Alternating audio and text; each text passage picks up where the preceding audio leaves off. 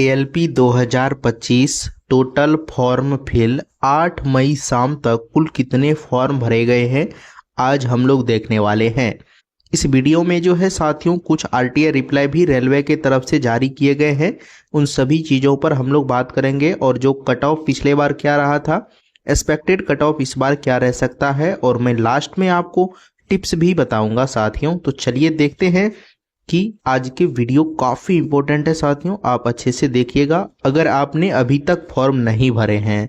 देखिए साथियों, पहले हम लोग सिकंदराबाद की बात करते हैं। यहाँ पे जो है टोटल वैकेंसी आपको 1500 है साथियों।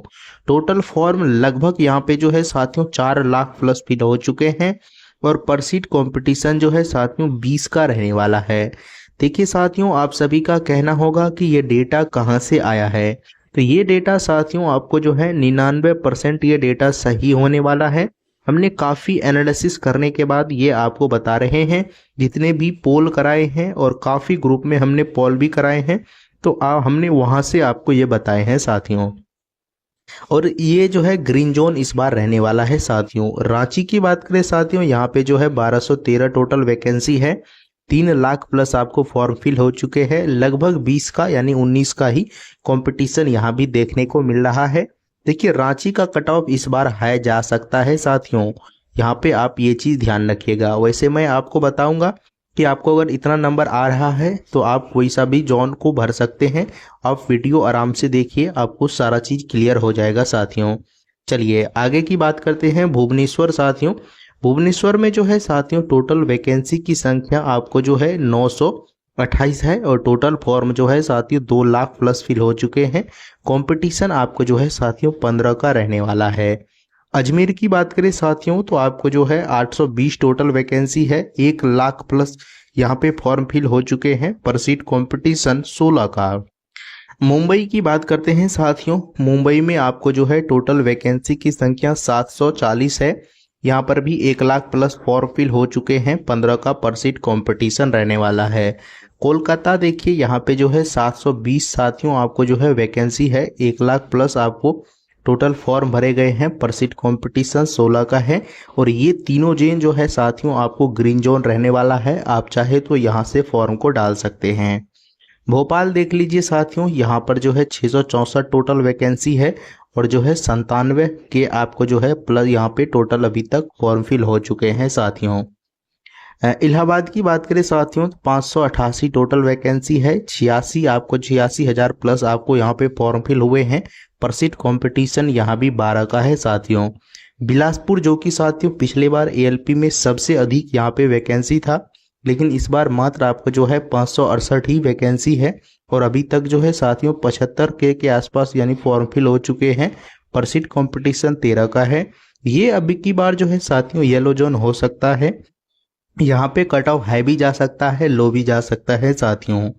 अब देखिए साथियों अहमदाबाद ग्रीन जोन रहेगा, यहाँ पे आपको जो है साथियों 497 टोटल आपको वैकेंसी है और टोटल फॉर्म 70,000 के प्लस फिल हो चुके हैं, पर सीट कॉम्पिटिशन 12 का रहने वाला है। मालदा आप इन सभी का देख लीजिएगा साथियों, हम आपको ये PDF जो है टेलीग्राम पर शेयर कर देंगे, टेलीग्राम का लिंक आपको डिस्क्रिप्शन में दिया गया है। वैसे मैं आपको एक चीज़ बता देता हूँ, जहाँ पे साथियों वैकेंसी आपको जो है 150 से जहाँ भी कम वैकेंसी है, इस बार हो सकता है यहाँ पे जो है डेंजर जोन रहेगा, क्योंकि वैकेंसी ही काफ़ी कम है साथियों। तो आपको जो है अगर थोड़े भी स्टूडेंट यहाँ पे फॉर्म को डालेंगे तो ये कट ऑफ हाई ऑटोमेटिक हो जाएगा साथियों, तो आप इस चीज़ का ध्यान रखिएगा। पटना वैसे भी साथियों खास डेंजर जोन रहता है और वैकेंसी 33 ही है, तो यहाँ पे कट ऑफ हाई देखने को मिलेगा। देखिए लगभग जो है साथियों 23 से 24 लाख के बीच में इस बार फॉर्म फिल हो सकता है। अभी जो है लगभग 23 लाख टच करने वाला है साथियों और अभी थोड़े से डेट भी बचे हुए हैं, तो अब जो है लगभग 24 रखिए कि इतना हो जाएगा। लेकिन ऐसा नहीं है कि सब स्टूडेंट एग्जाम देंगे, एग्जाम जो है साथियों मात्र 60% ही स्टूडेंट आपको एग्जाम देते हैं। मैं आपको वो भी दिखाऊंगा जिसका RTA रिप्लाई है साथियों। टोटल वैकेंसी 9,770 टोटल वैकेंसी है साथियों। चलिए आगे देखते हैं साथियों। एक लाइन देखिए, बेहद प्यारी लाइन है साथियों कि आज पसीना बहाओ ताकि कल सीट पर नाम हो, रेलवे लोको पायलट। जी हाँ साथियों, इसी अंदाज में तैयारी करना है साथियों, और एक सीट कंफर्म करना है आपको साथियों। कंपटीशन हाई रहेगा, उसके लिए तैयारी करते रहना है। ये देखिए, हमने आपको जो है साथियों यहाँ पे जोन वाइज आपको जो है वैकेंसी का डिटेल्स दे दिए हैं। सभी जोनों का हमने आपको यहाँ पे दे दिए हैं, यूआर, एससी, एसटी, ईडब्ल्यूएस। तो आप देख लीजिएगा कि आपकी कैटेगरी में कहाँ पर आपको जो है वैकेंसी अधिक है, उस हिसाब से फॉर्म को डालने की कोशिश करिएगा साथियों। चलिए साथियों, आगे ये जो है काफ़ी इम्पोर्टेंट चीज़ है, इस चीज़ को आपको ध्यान में रखना है कि आरआरबी एएलपी 2024 का ये जो है आपको कट ऑफ है साथियों, यानी 100 में से ये आपको कट ऑफ है।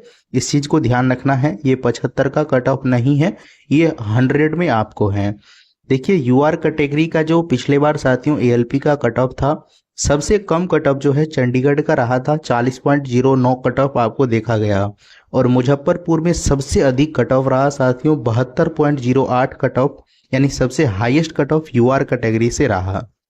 वहीं ओबीसी कैटेगरी से बात करें साथियों, तो ओबीसी कैटेगरी में चंडीगढ़ में आपको जो है साथियों 30.01 कट ऑफ था, जो सबसे कम था ओबीसी में, और मुजफ्फरपुर में 66.25 सबसे अधिक कट ऑफ था साथियों।